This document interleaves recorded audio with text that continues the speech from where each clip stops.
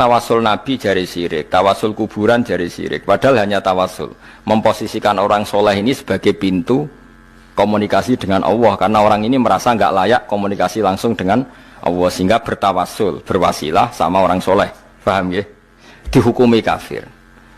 Kalau pelantara dianggap kafir, lalu mereka kalau berobat, ditanya, sudah sembuh? Sudah. Dan mereka menjawab, syafani tabib kata, wa syafani dawa kata. Kalau ditanya, kenapa kamu sembuh? Alhamdulillah, dokter kemarin cocok terus menyembuhkan saya. Obat kemarin cocok dan menyembuhkan. Kenapa mereka tidak menghukumi kafir? Angger wong soleh disebut kafir, nak obat gak kafir. Anak aku yang kepengen ahli tauhid tenan. Kenapa keriting? Kersane Allah. Kenapa gudul? Kersane Allah. Kenapa ora duit? Kersane Allah. Kenapa ngising? Sembrono. Keislaman seseorang akan gugur. Yang pertama dengan kesyirikan. Yang kedua, keislaman seseorang akan gugur tatkala ia menjadikan antara dirinya dengan Allah ada perantara. Terlebih dahulu dia akan meminta kepada perantara itu sebelum ia meminta kepada Allah. Dengan kekeliruan paham, kalau saya minta langsung kepada Allah, gak diterima. Saya ini banyak dosa, saya ini kotor. Kalau dia kan orang saleh, kalau dia kan seorang nabi, kalau dia kan seorang wali, maka minta dulu kepada mereka agar mereka menghantarkan permintaan saya kepada Allah.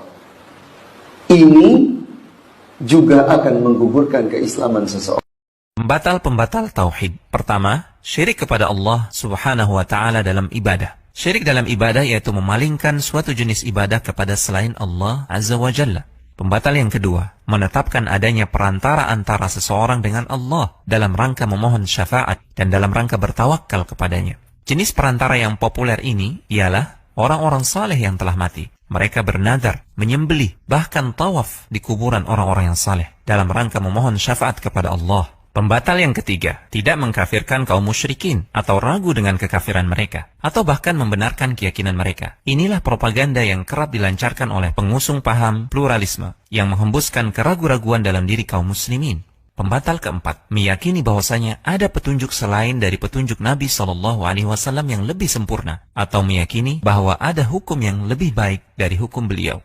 Pembatal yang kelima, membenci suatu perkara yang merupakan ajaran Nabi SAW, walaupun ia sendiri mengamalkannya. Perbuatan ini merupakan jenis nifaq i'tiqadi, yaitu kemunafikan dalam hal keyakinan. Pembatal keenam, mengolok-olok salah satu ajaran Rasulullah SAW, atau mengolok-olok pahala atau azabnya. Pembatal ketujuh, melakukan sihir. Pembatal kedelapan, mendukung orang-orang musyrik dan membantu mereka memusuhi kaum muslimin. Pembatal kesembilan, meyakini bahwa ada sebagian orang yang bisa keluar dari syariat Nabi Muhammad SAW dengan leluasa. Pembatal ke-10, berpaling dari agama Allah, tidak mau mempelajarinya atau mengamalkannya. Artikel bulletin.muslim.or.id